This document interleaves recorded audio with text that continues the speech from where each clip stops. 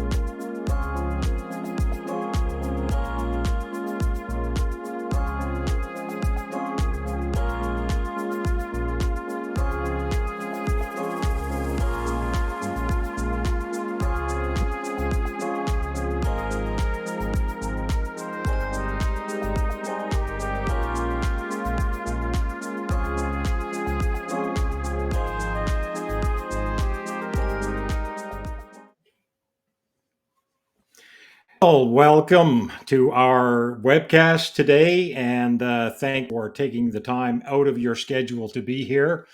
And we look forward to a great conversation today. And I wanted to share with you, first of all, about some of the things that are happening at Kingdom Advisors. On a monthly basis, we have study groups.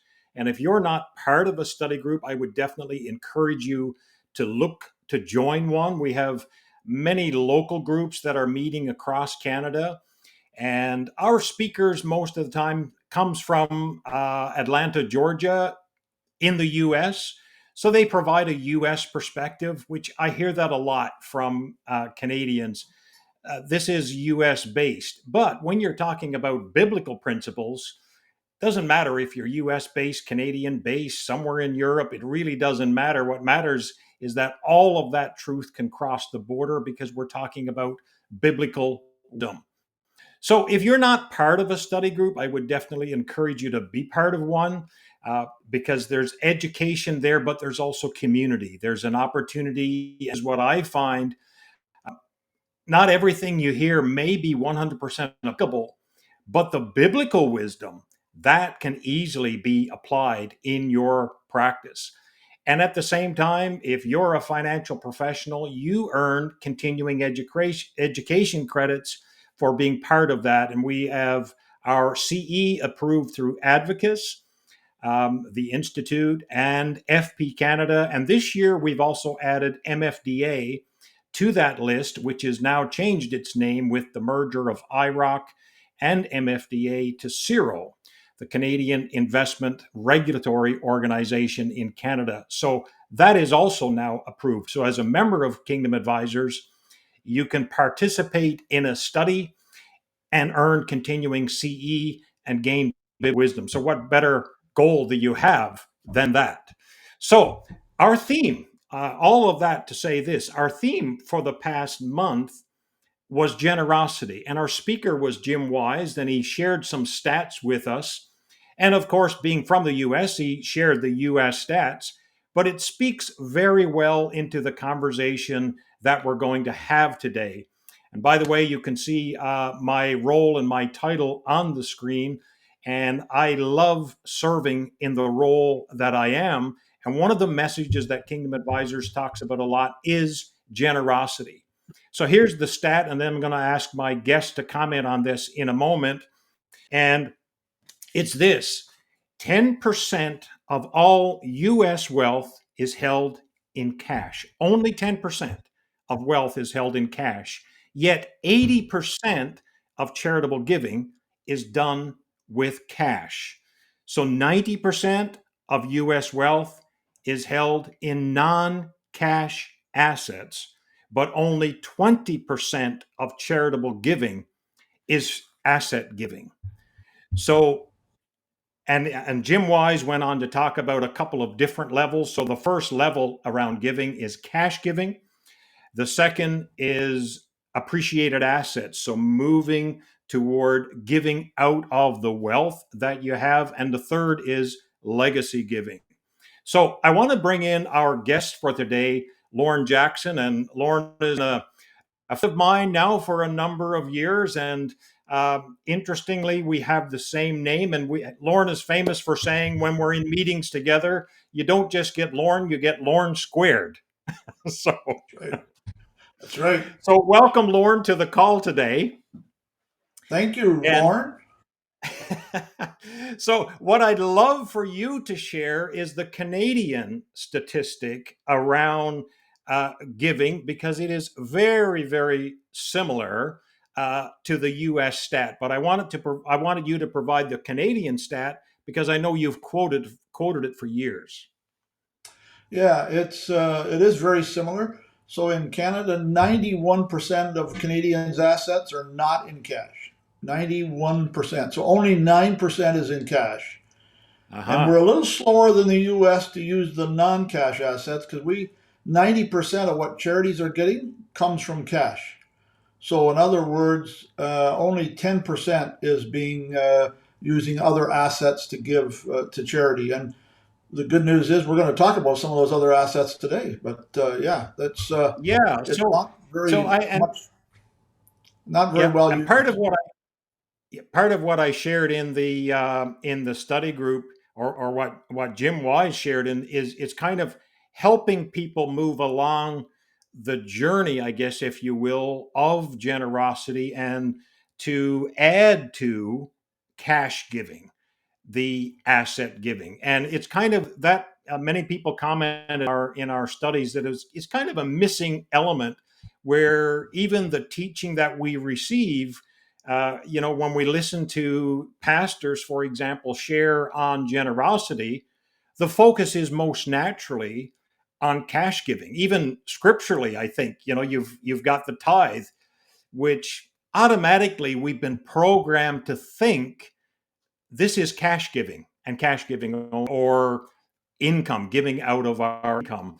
But Proverbs shares with us how we are honored to honor the Lord also with our wealth, with the first Mhm. fruits, which really I see that as income, but also to honor Him with our wealth. So, do you see the advisor's role as partially helping to move clients or Mhm. individuals toward this, to advance beyond cash giving only?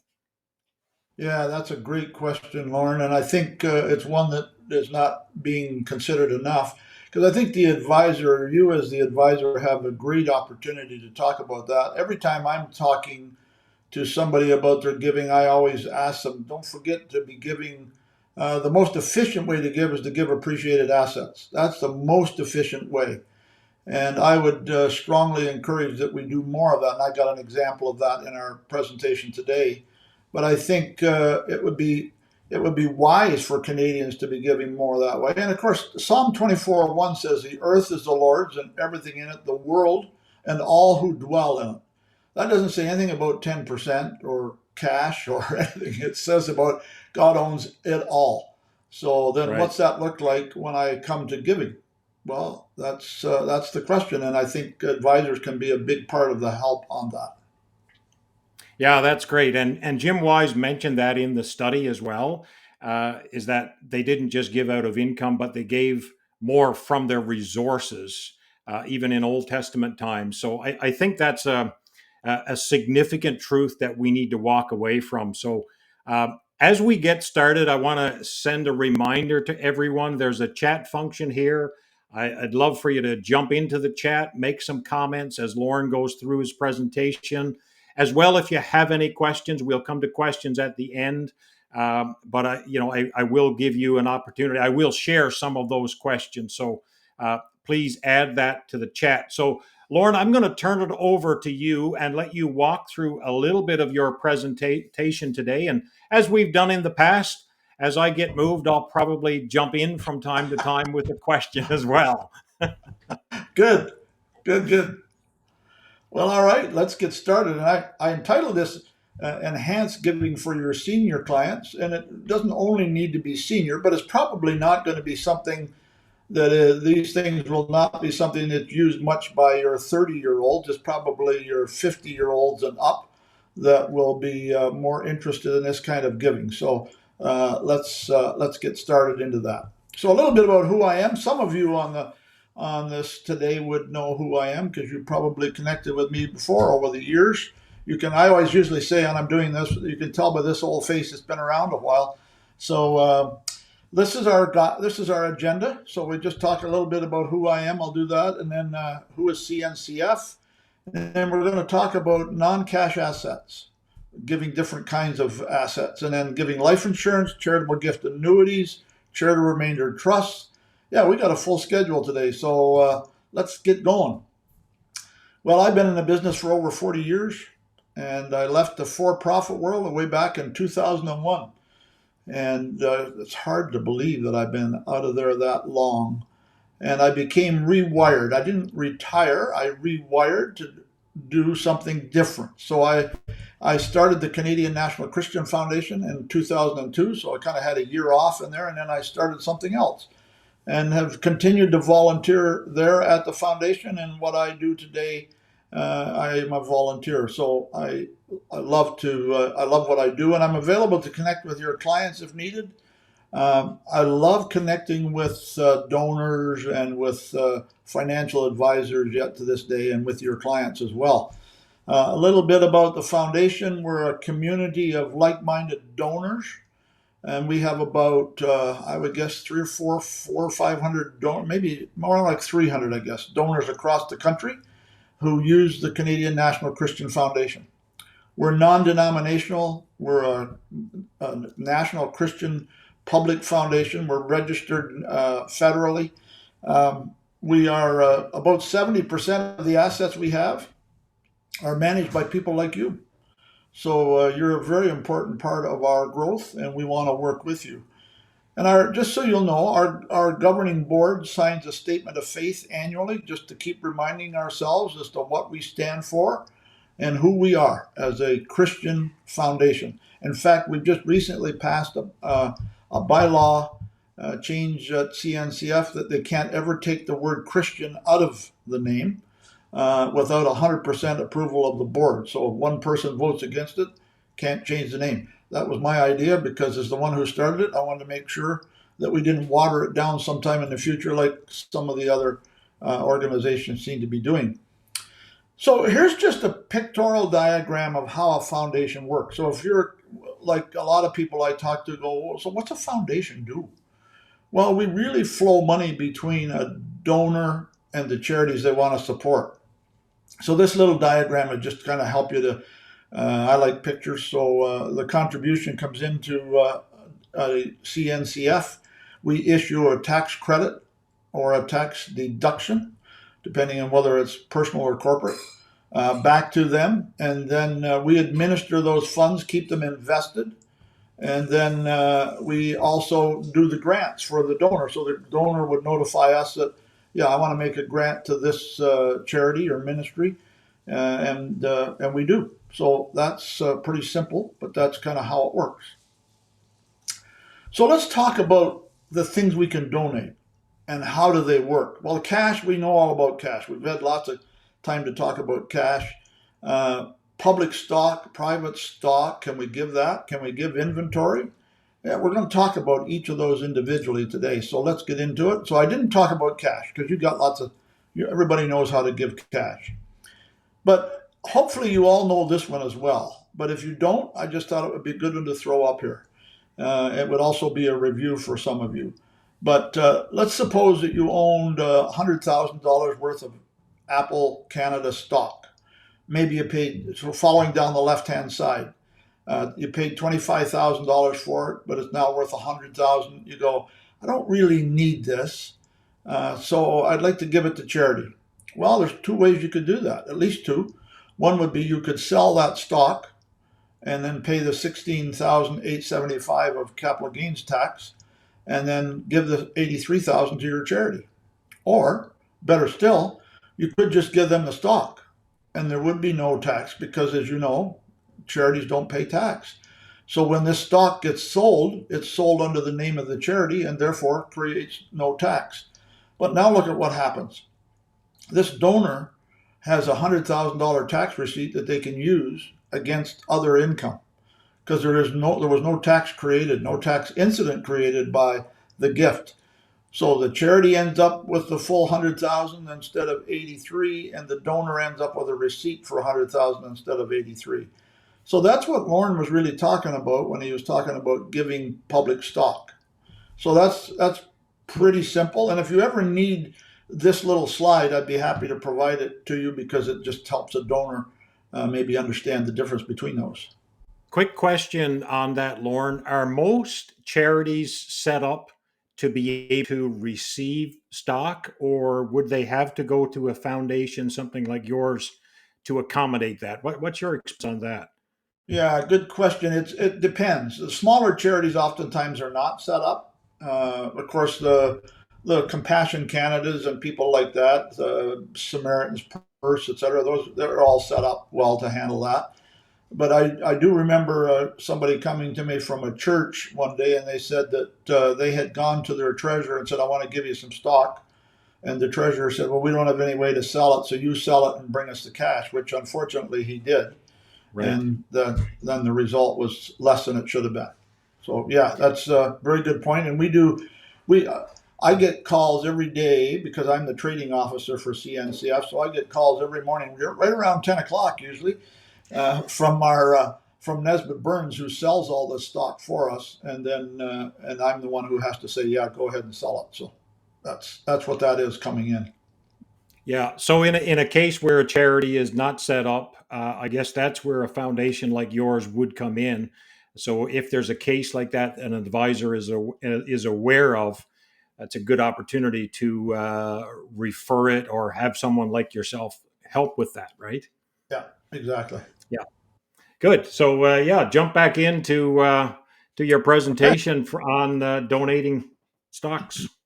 Okay, Shares. so what about private shares? Well, some of this will be a review, but it's complicated enough. I thought it would be good to do it because I've covered this in earlier sessions that we did with you all. But here we go. Oh, I was going to mention at the beginning that Lauren was talking about Canada versus U.S. Well, I am Canadian and I am also bilingual, so I can say a and huh both. So there you go. Um, so donating private shares, a little more complex, especially around the rules that apply to donating private shares. So private shares may be able to be donated, but they could be considered a non-qualifying security by CRA, which means you wouldn't be able to have a tax receipt for them. But there is the ability to issue a charitable tax receipt for the donation of private shares, but depends on whether they're a non-qualifying security is considered as an accepted gift. So, for example, because not all private shares would be considered non-qualifying unless they're an accepted gift. So, what makes them an accepted gift? Well, first of all, it has to be in the form of a share. Well, that's pretty simple. That's pretty easy. The charity receiving the gift cannot be a private foundation. So if you're working with your clients and they want to set up a private foundation, there's some questions you probably should ask, and that would be one of them. Would you ever want to donate your own private shares of your own company? Because they can't. And then the donor has to deal at arm's length, and there's part of why they can't be giving it to their own private foundation. But the donor has to be at arm's length to everybody in the charity, like their officers and directors, etc. They have to be at what CRA would consider arm's length. So those are some things that could make it an exception. And then if the private company shares are considered an accepted share, then the gift following tax planning benefits could be realized. In other words, your client could realize a taxable capital gain versus a taxable dividend on the donation of the shares, or versus selling the shares and donating the cash. So again, in other words, all of that could be better for them to donate the shares if they fit under the accepted clause. And when the corporation redeems the shares from us, from CNCF, it then could result in the corporation realizing a refund from its refundable dividend tax on hand. And those of you who are in the tax area would be familiar with that. So it can be a good thing. There could be other potential implications on the redemption of shares, so I would always recommend they talk with you and their tax accountant to make sure that this is the right thing for them to be doing. A little bit about how that works. I thought, let's just slow it down. That's a lot of complicated language there. Let's slow it down and say, okay, how does this work? Well, if they wanted to do this, it would require corporate appraisal. So we'd have to have an appraisal done by an outside firm. We have an outside firm that we work with that does these appraisals. The person doing the donating has to pay for the appraisal, but it's not huge. It's a couple $1,000, but for an appraisal on a corporation, that's pretty easy. It can really be helpful for their tax planning for next generation. This is where we run into it a lot when people are doing estate freezes, for example. So here's how it would work. The mom and dad maybe own the stock now. They create a special kind of stock, and maybe it's a preferred share or something of that nature, and they donate those shares to CNCF. We have an appraisal done as to what those shares are worth. So let's say they're $1 million. So mom and dad get a tax receipt for $1 million. Yeah, that they can use now. Now, the corporation, maybe the kids are taking over the corporation now. The family members begin to buy back those shares over time. So maybe over the next 5 years, they're going to pay $200,000 a year, and then that way, mom and dad would have $1 million eventually in their donor-advised fund to give out, and the kids now have that stock back in their own hands. So it's a good way, and often used, as I said, in estate freezes. So just so you'll know. What about giving inventory? Well, there's a different one, isn't it? Don't see this one very often, but it's possible. Yeah, Doctors Without Borders is one place I've seen it used quite effectively. So if somebody had a pharmacy had a lot of pharmaceutical drugs that they could donate that they're not needing, or for whatever reason in Canada they're not using, they could donate this, or maybe it's excess, and they could get a donation receipt based on the appraised value of the inventory they're giving. It could also be, I don't know, it could be something that you're using in third world countries to help drill water wells or whatever. But if it's inventory that they could donate it. So that is an option. So keep that one in mind. And then life insurance. Yeah, many of you would be maybe familiar with charitable life insurance and how that works. But this could be the purchase of a new policy, or they could just donate an existing policy. A new policy would be owned by the life insured or the charity. Depends what they want. Do they want to have a tax receipt now or a tax receipt later? If they need a large tax receipt upon their death, then they're probably going to choose to not have the tax receipt now, and they'll have their tax receipt from the death benefit. If it's an existing policy, then a receipt could be issued for its appraised value, done by an actuary. So we've actually had some of this done. In fact, I remember one that came to us that this lady had purchased a life insurance policy. The premium was about $25,000 a year, but she was in her 80s. And the actuary, of course, looks at this and says, okay, so what's her longevity likely going to be? And so after the actuary was finished, it was a large couple $1 million life insurance policy. But the actuary decided that this was worth a $500,000 receipt. So we were about to give a $500,000 receipt to somebody that had only paid $25,000 for a premium. That sounds like a scary proposition to me. So I had our staff contact CRA and say, okay, what about this? Is this legal? Can we do this? And they said, yeah, there's nothing wrong with that. And I'm thinking, well, yeah, but if she only pays one premium and then quits, she's got her tax receipt and we got a dead policy. And we explained that to CRA, and they said, yeah, but that's the way the rules read. So, so there you go. So that's one example. What other kind of things do people give? Well, they give art, coins, special heirlooms that they may have. But all these things may be receivable for tax purposes if they're given to charity. But again, the key is going to be, what are they appraised at? And do you have a real legitimate appraisal? Or is this some one of those art scams where you're just getting you paid $200 for this piece of art and you're getting a receipt for $500,000? That's not going to fly. So anytime a donor buys something to gift to charity and then pays a little and gets a big receipt, well, as I said, they're expect a visit from CRA because they're watching for that kind of stuff all the time, and it's not legal. So hopefully, people like Kingdom Advisors would not be doing that. All right, the next That's one. very good. There's a lot of good information, and when you say assets, there's, at least for me, there's a lot of things on the list that I didn't necessarily think about. So therefore, I suspect a lot of advisors may not have thought about unless they come across that situation, right? So, Yeah.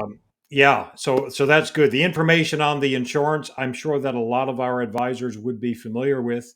And now I think you're going to talk a little bit more about another product, uh, charitable gift annuities. So Mm-hmm. I'm curious about that, and Okay. how it all works, and how it seems to be with higher interest rates. This is kind of coming back in favor a little more now. So Yeah. share with us about that. Okay. Yeah. Charitable gift annuities. They've been kind of dead for a lot of years for obvious reasons because the interest rates were so low that they just didn't make any sense. But now with the interest rates rising, they're starting to come back into being a possible option now. So just some things on that. It's a safe, secure stream of income that would be largely tax exempt to the donor, assuming that it's after tax money that they're putting into it. A better return than just buying a GIC. And I'm going to show you an example of that in a minute. But a tax receipt for the charitable portion that can be applied. And you know that you can always, if you overgive for this year. So in Canada, we have one of the most generous abilities to deduct income for charitable purposes at 70%. So up to 70% of our income, whereas in the U.S. they're only 50% in any one year. But in Canada, we can also carry it forward 5 years. So if you don't use all your charitable receipts this year, you can carry forward for up to 5 years. If you're doing a charitable gift annuity, usually it wouldn't affect your old age security clawback, so that's a good one. And it gives you an ability to be philanthropic in your goals during your lifetime so that you're actually seeing charities benefit from this and receiving an income from it. Sounds like the best of both worlds, doesn't it? And then this is not part of the estate. So one of the things that, as some of you know, we do a lot of estate planning as well for donors of many charities across Canada. One of the things we're always looking for is there a way to pass assets outside of the estate? Well, you all can handle that really well because giving from named beneficiaries, so life insurance, RSPs, TFSAs, all those things, all that passes outside of the estate. So that's a good thing because you're not getting caught up in probate. They're not losing part of it to executor and legal fees. So we're always looking for ways. How can we pass assets outside of the estate? Well, charitable gift annuity is another way to do that. And my slides have disappeared. Oh, they're back. So let's go to the next one. So there's a little, and I did this based on the Red Cross, just to give you an example. So because CNCF would not be receiving charitable gift annuities. In fact, a foundation in Canada is not allowed to do charitable gift annuities. So we don't do them, we don't sell them, we don't. So I just want you to sell them. So a donor writes a check or transfers securities, which that's a good one, and agrees to a lifetime contract with the Canadian Red Cross, as an example. They have to provide proof of date of birth, of course.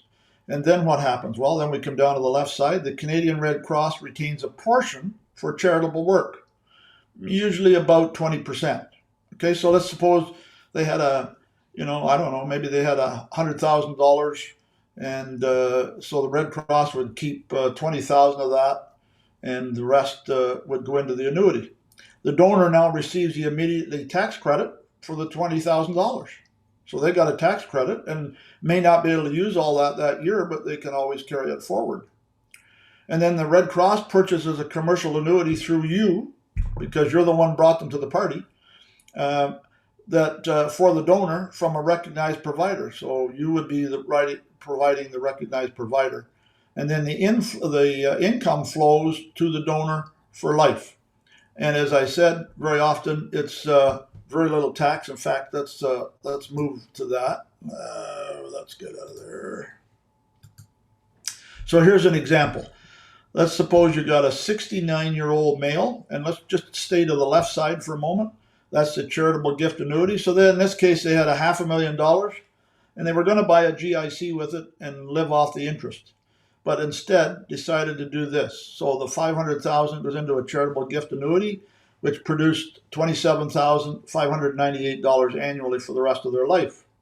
Now, you can imagine if they were 79, it would be quite a bit higher income. It creates a donation receipt, though, in this case, for $100,000. And they had tax-free income of 24. So of the 27, 24 of it was tax-free. Whereas on the other side, they could have just gone ahead and bought the GIC. Now, the rates I got here was what I got right off the RBC site. But so the 5-year GIC was 3.95. So they would get $19,000 a year, no donation receipt. So they don't have any receipt at all. All the income is taxed as interest, and only guaranteed for 5 years. And then they got to reinvest. And if rates go down over the next 5 years, then down goes their income. So that's why I say charitable gift annuities have kind of come back into vogue, because you've got 5% and you can lock that in for the rest of their life. And they could also say 69-year-old male and their spouse as well, as long as they shall live, that, joint and last. So you could do it that way as well. It would reduce the income a little bit, but it would still provide that tax receipt and the income mostly tax-free. So that's where I think charitable gift annuities, I think, are really a good thing again. And as I say, we don't sell them, but you do. So we would be happy to see you doing that. So Charitable Remainder Trust, what's that then? How is that different than a charitable gift annuity? Well, it is different. So let's just go through it. It's a legal contract or a legal arrangement that provides flexibility when planning your estate. So this is a little bit more focused on the estate side of things. And it's a means of directing assets and making future donations to the charities they want to support. So it could be funded from cash or securities or real estate. Again, other things you could be giving. And then the assets are placed with the trustee for managing the trust. And you, the donor, in this case, your client, would receive the income during their lifetime. And then that allows them, the settler it's called, or in this case, the donor, to support causes that they believe in and that they still care about. And they can actually set this up ahead of time. So the trust then provides financial management, which could be you, to create a steady income flow for them, because it is a charitable remainder trust, so it's providing income for them while they're alive. And then the trust property is removed from the estate and reduces fees. So again, not having to go through probate. Trusts do not have to be probatable. And then the trust can be set up to pay during the donor's lifetime and continue to their spouse. So the donor is receiving the income and their spouse is receiving the income as long as they're alive. But upon their death, the donor and spouse both gone now, the remainder, that's why it's called a charitable remainder trust, the remainder goes to the charity. So here's how it works. The charity never pays tax, as you know. Charities don't pay tax because of the tax situation around charities. The donor only claims the income from the payments as they're distributed during their lifetime. Now, the donor can receive tax benefits from the gift during their lifetime. So depending on how old they are and their health condition, it could mean that they could get more tax credit up front. But because the CRT is irrevocable, they may qualify for a donation receipt at the time of establishing the trust. Uh, and then residual interest could be as much as 20 to 60%, again, depending on their age and their health status. So a charitable remainder trust could be something worth considering because during their lifetime they're receiving income, but at the end of their life there's going to be a charitable receipt for their estate. But it could also create some now if depending again on their age. So maybe worth considering. Now we're moving along rather quickly, but now let's leave that and go to real estate. What about gifting real estate? Well, first of all, we know that the primary residence has no tax, so that's a good thing in Canada. That's the one benefit we still have as Canadians. Um, Rental property, well, not quite. You know that. You know that there would be capital gain on that, less any adjusted cost base. And vacation property, capital gains again, depending on. And by the way, if your vacation property is in another country, you may want to have a separate will based in that country for that property. Just a thought. And then gifting real estate creates a taxable gain and then a receipt. So the difference here. We've never been able to gift real estate. In the US, they can gift real estate directly to charity and offset the capital gains just the same as we can by giving public stock. In Canada, we cannot do that yet. The previous government, before the one we have now, was about to put that in. They had that on the table to deal with, but then we changed governments and we lost that. So with the amount of debt we have now, I can't imagine that ever coming back with any government. But anyhow, I digress. Gifting real estate then does create a taxable gain upon the gift, okay? But they would theoretically get a receipt that would offset that capital gain and then some as they go forward. But just be aware that it's not like giving public stock. So it may seem easy. This may seem like an easy thing to do. Let's give some. So I got this piece of property out in the country that I don't need. Why don't I give that to a charity or to my church? Most charities don't want real estate gifts. And that's because of the risk associated with real estate. There may be pollution on that property. I had a couple buddies of mine that bought a piece of property in Ottawa. As far as they knew, it was a great piece of property. They went to build on it. It got some soil samples and found out that there used to be a gas station on that property, and there was all kind of pollution. It cost them like $2 million to clean up the land before they could even do anything with it. So that's why a lot of charities are nervous about receiving real estate as a gift. So not a lot that way. And then also they don't want to manage real estate. They don't want to have to, okay, I got to sell it. I got property taxes. If you're going to give me with a house on it, I got to make sure I look after the house until I can sell it. So all of those kind of things kind of take the shine off of real estate for a charity. And again, just remember, it doesn't transfer the gain to the charity. Now, we have received at CNCF a few times, we have received some real estate, but we do have to do a fair amount of due diligence, and the donor has to pay for that due diligence because there's no benefit in that to us. So it's just what it is. So just wanted to jump in here because you've covered a lot of territory, and next on the agenda you're going to talk about changes for 2024, which I know a lot of people have interest in that topic, and that's part of the reason I didn't jump in and ask some questions going through. Okay. But there is one question I thought it might be good to ask because you've covered this about a life insurance. So on a charitable life insurance policy, could the premiums be paid by the giver or a third party? Yes, they could. And remember, depends on who owns the policy. So you could buy a policy and make the charity the owner and the beneficiary, and you're just a premium payer. If you do that, then you would get a tax receipt every year for paying the premium. And whoever pays the premium would get the tax receipt. So that would be a possibility. The other option is that you could have it okay, I don't want to get a tax deduction for the premium, but I need a tax receipt for the death benefit when that happens. Well, then you would own it, make the charity the beneficiary, irrevocable beneficiary, and then when you pass, the charitable receipt would be for the full death benefit. So you can either Mhm. have it up front or you can have it later. Later is always bigger, so maybe go with later. Although I do know of somebody we worked with that wanted to give a fair amount to her church. She was a widow. She didn't own a home. She didn't have a lot of assets, so she bought a charitable life insurance policy, and she did use the premiums for a tax receipt. And then when she passed, that money went to the church. So,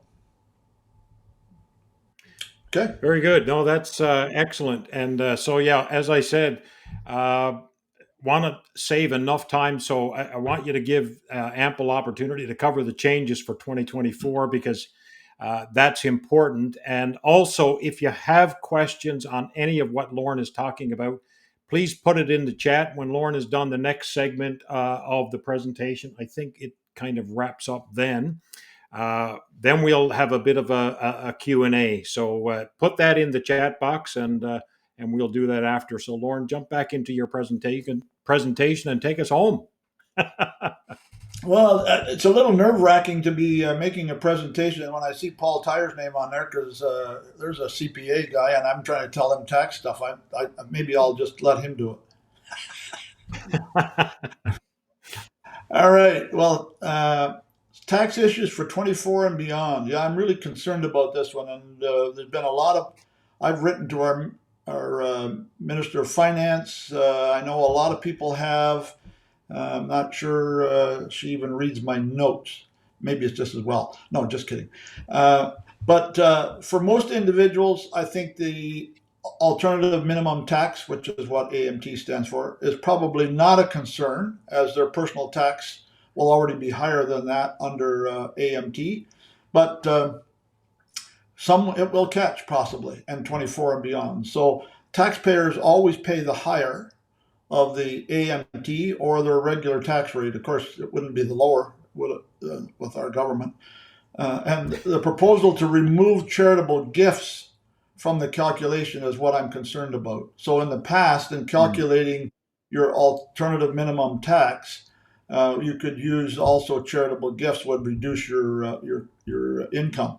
Well, now in 2024 and beyond, they're saying no, they're not going to allow that. And those who may want to make a donation of public stock, or in other words, an in-kind donation, it would be far best to do it in 23. So if you have somebody who's thinking of giving public stock or has the ability to give public stock and wanting to be giving this year, they'd be better off to give the public stock and do it this year. And the sooner the better, because in 24, that may be much less valuable to them. So here's how it works.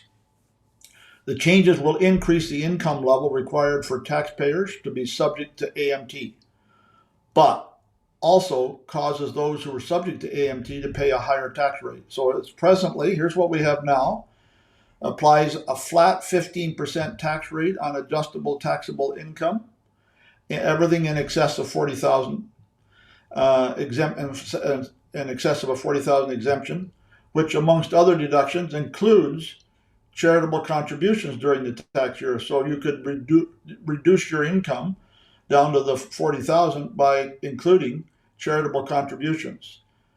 Beginning next year, not so much. The 40,000 income exemption is proposed to raise to 173,000. So you think, oh, this isn't going to be good. We can have up to 173 now before we get caught with the AMT. Well, yeah, but it's and that's indexed to inflation. You say, okay, so far I'm so good. Well, the tax rate goes from 15 to 20.5, and charitable contributions will not reduce your income. So, what I'm concerned about is people giving. So let's say somebody's selling their business, and they need to be like a guy called me one day and he said, I just sold my business, Lorne. I need to give away $2 million before the end of the year. Can CNCF help me with that and make sure I get a receipt? And it was like November. Can I get a receipt before year end? And I said, yes, we can do that. So he gave us public stock and we were able to give him a tax receipt, and then over the next 3 or 4 years, he turned that into cash and gave it out. So, but now he would I don't know, he wouldn't have been able. He would have had to wait a long time to get the use of that. It might take years to be able to get the use of all of that. So it is a concern, and I know the charities have all been writing to our government about it because they're concerned that it's going to reduce the amount of money coming to charities, because this is only going to really affect somebody who's giving significant amounts. But if somebody wants to give a significant amount, I think they may find that in fact this does affect them. So let me just stop there. Lorne, did you have any other questions about that? Because if you do, you can ask a Yeah. So CPA. maybe if you went back to the previous slide, if we could just bring that up, Kathy, that would be the 170. If you could clarify the Oh, this one? 173,000 amount, yeah, clarify that a little bit. What's proposed from the 40,000 to the 173? So does that mean if your income is not up to 173, you're really seeing change? Yeah, correct.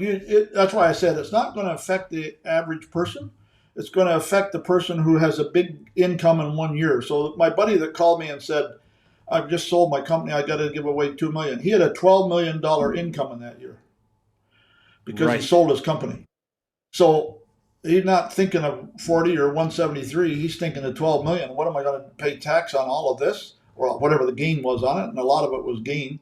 So this is what we're talking about. So if you have less than 173,000 of income, not likely to affect you. But if you're doing a big change in your business, or you've sold your business, maybe you sold a piece of real estate that you own personally, all those kind of Right. things, it would then start to kick in. So that's why I think they're sneaking this in on us, and it kind of changes the capital gain exemption deal so that it's not as rich as it was. And that's what we're starting to see eroded away, is the ability to give away capital gain and only have to pay tax on half of it. So yeah, that's a So real concern. yeah, so the ability, what you talked about earlier, selling the stock, or yeah, selling the stock versus giving it to charity. How will that impact, if depending on a person's income? How will this impact that? Well, whether you're doing cash or stock. Now, if you're doing either one, the stock, of course, I'm assuming you have a big capital gain in it. Well, if you have a big capital gain in it that's over 173,000, then that's where it's going to kick in. Okay, Okay, so it okay, mostly I affects certainly like people. it. Yeah, it mostly Yeah, go affects ahead, Mo. people that are doing major giving kind of at year end, and this is the time of year we always we get about, we're like, this is our RSP season, by the way, at CNCF. Our Right. RSP season is kind of the last quarter of the year when people do their giving, because they're knowing that they need to get these tax receipts. But for those who are doing large gifts, that will definitely affect them. So obviously, it's important to be having this generosity conversation. Like that's a big deal, particularly when it comes to the wealthy, who are really going to be impacted. And I guess this is kind of what our government is doing, is finding ways to tax the wealthy and to close some of those loopholes. So this, I assume, is already passed, and it's Well, coming in it's set to effect in take effect 24. in yeah, it's set to take effect in 24, but Yep. it's still not too late to push back on it.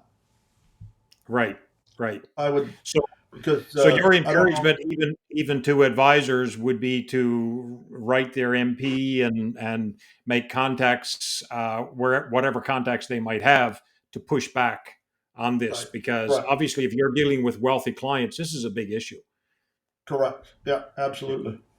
And I think it'll be a major negative effect to charities that are needing the money to help the less fortunate.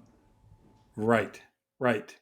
Yeah, because charities depend on the larger gifts, right? Like, Yeah, yeah, absolutely. Yep. Very good. Okay. Okay. Well, now let's kind of bring this plane in for a landing. So let's say, why would generosity be a part of your client conversations? And some of this you may have remembered. We've covered a bit of this before, but I've added some new stuff here. But Canadian Association of Gift Planners, that's what that is. And they did a survey, found that 49% of advisors said, of clients said they would like to have an estate planning discussion with an advisor. So on that basis, half of your clients would like to talk to somebody about charitable giving on their estate. 50% said they would like to have a discussion about tax benefits in giving to charity, both now and in their estate. And 23% said they would like help with legacy planning. So if you're not helping them, who is? So again, that same survey, advantages to the advisor. Advisors said that it was 82% of them said it was good for business to get involved in that. And it does separate you from the rest, doesn't it? And 95% agreed it strengthened their relationship with their clients. And 90% said it helps extend business with clients, their family, and their network. Because once you get into the estate planning, we get into all kinds of stuff about their kids. We get to actually meet their kids sometimes when we're doing planning. Because now you're talking about the kids and you're bringing them into it so that you can now continue to manage those assets when the kids take over them. So just some quick advantages to you: more services to your clients, prevents competition, helps with philanthropic decisions. You continue to manage the investments, which of course is an important one. And as I said before, it separates you from the rest. So just a reminder of what a donor advised fund is. It's just a charitable giving account with the foundation. And the donor immediately gets a charitable tax credit. The donor can recommend grants to their favorite charity, so they choose. And by the way, Canadian National Christian Foundation, it doesn't have to be only Christian causes. It just can't be something that goes against our statement of faith. There's no restrictions on donors making grants. In other words, they could give it out as fast or as slow as they want. And there is no cost for them to set it up. It could be set up the same day. I've already talked about that. So a couple other things. Why CNCF for your Christian clients? Well, we have a Christian board with a biblical worldview that would be similar to your clients. But here's a big one, folks. We will do grants to pro-life organizations where a lot of foundations now will not. I had a conversation not long ago with somebody who has money in a foundation with one of the big 5 banks. I won't mention the one, but they're all going to be the same. He asked to give to a pro-life organization, and they said no. Now remember, this was the donor's money. This is a donor-advised fund. And the bank said no, because they're a pro-life organization. We don't allow giving to those organizations. Folks, I believe you're going to see more of that. And if we're a Christian organization, as Kingdom Advisors is, we're going to have to be working with more Christian organizations. So I think that's what we're seeing come down the pipe. So just be ready for that. And then we give to like ministries, Focus on the Family. For example, I just heard of one recently again that didn't want to give to Focus on the Family because that was too family oriented. And then our board meets for prayer every month. We focus on Christian ministries, but you can give to non-Christian ministries, as I've already said. And but we'd also be able to give to any qualified donee, as they call it, that doesn't counter our faith. So who would this be good for? Well, if somebody wants to give anonymously, it'd be good because they could give it through us, and the receiving party would never know where it came from if they didn't want them to know. If they want them to know, we can tell them it came from the John Doe Foundation. Anybody who sold a business and has a huge tax issue, an RSP or a RIF they don't need, they could give through us. Corporate giving to many charities, it eases the receipt burden. So those are just some things. I'm going to skip past that because I want to get to the end so that Lorne has any other questions. There it is there. Lorraine is our manager of the foundation, Lorraine Hopkins, and she is amazing. She was a financial advisor, by the way, with one of the big 5 banks, and left there a number of years ago, joined us, and continues to manage the foundation now. So if you have any questions about setting up a fund or any of that, she's the one you should talk to because she knows way more about it than I do. That's it. Okay, I do envy your email being so simple and short.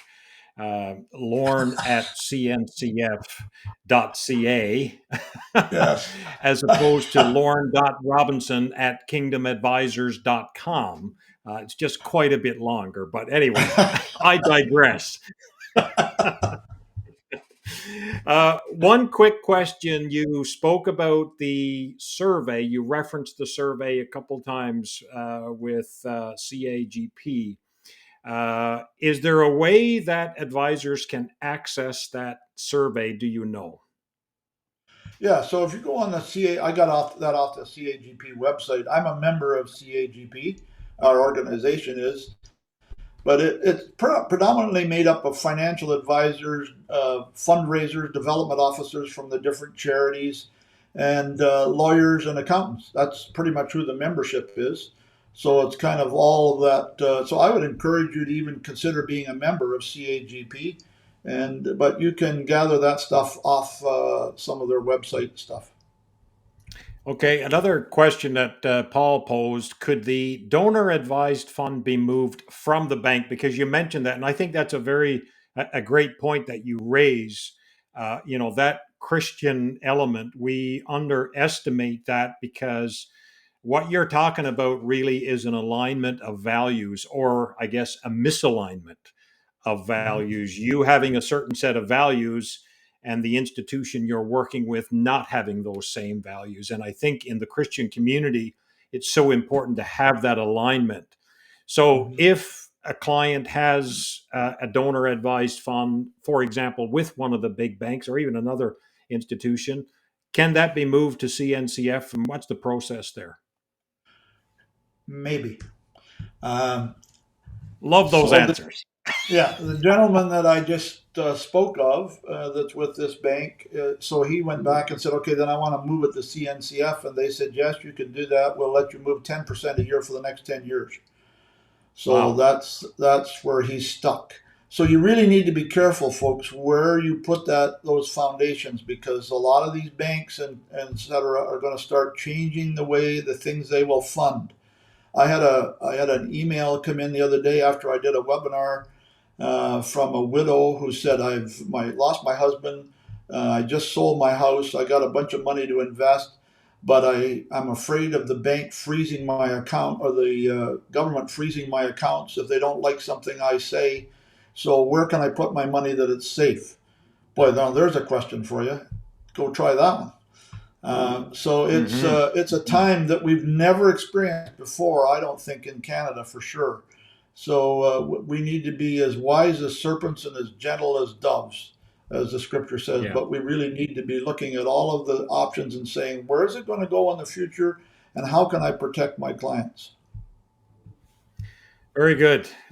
So yeah, that's I think that's so important, and one of the things we hear at Kingdom Advisors all the time, as I said, is that alignment of values, and we underestimate because we look at a product. Maybe it's the firm that an advisor is working with, and because of its ease, the tendency is just to use that uh, and not necessarily check into the values of Mm. of that organization. So I think a valuable point.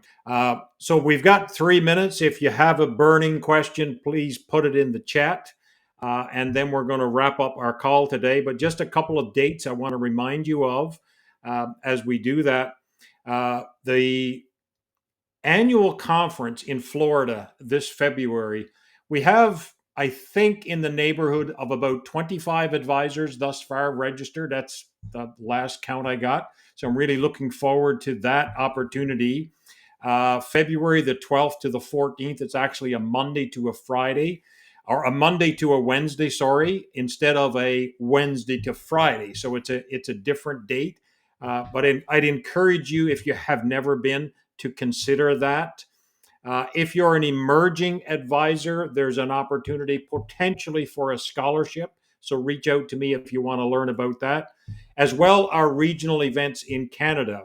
May the 7th, we're in Langley, BC. May the 9th in Calgary, Alberta. And May the 16th, we're in the center of the universe. Canada, that is, Toronto. So we're looking forward to that. So mark your calendar for those events. I'm going to open, hopefully, registration for those events will open in January so we can get moving on getting people registered. One more question. What's the best way to educate charities or individual about these opportunities? I think the one best way that I can think of is if you just tell them what I told you now, that you can even use my name if you want, but that CNCF has been asked to take these funds, and the guy who tried to move them, and he's locked up for 10 years to get them out of there.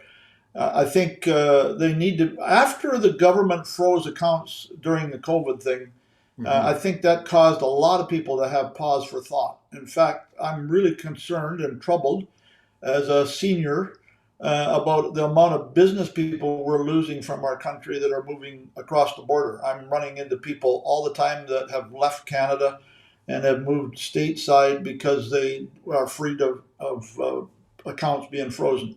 So, and I do know a Christian financial advisor that that he's a CFA, has set up funds in the Caymans so that the money would be not able to be seized in Canada.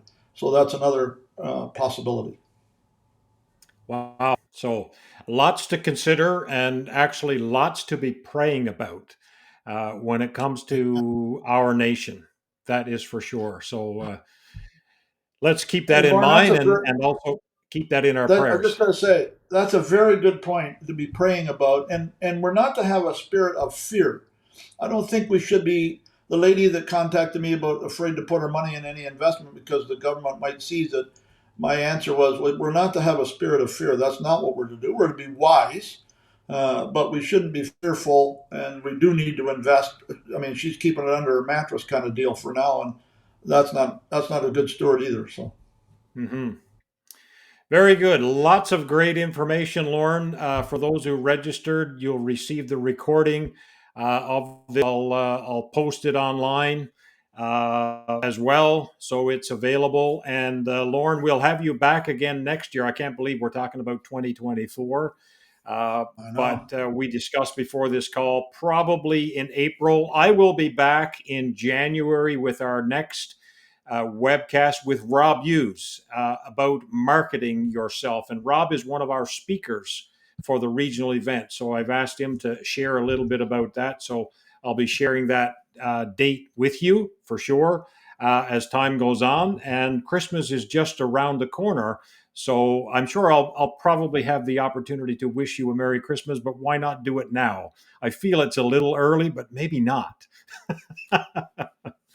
It's cold enough, that's for sure. Never too early to say Merry Christmas. This is very true. It's a great celebration for all of us. So thanks for being with us, and God bless you. Thank you, Lauren, for sharing wealth of information. Thanks, everybody. God bless.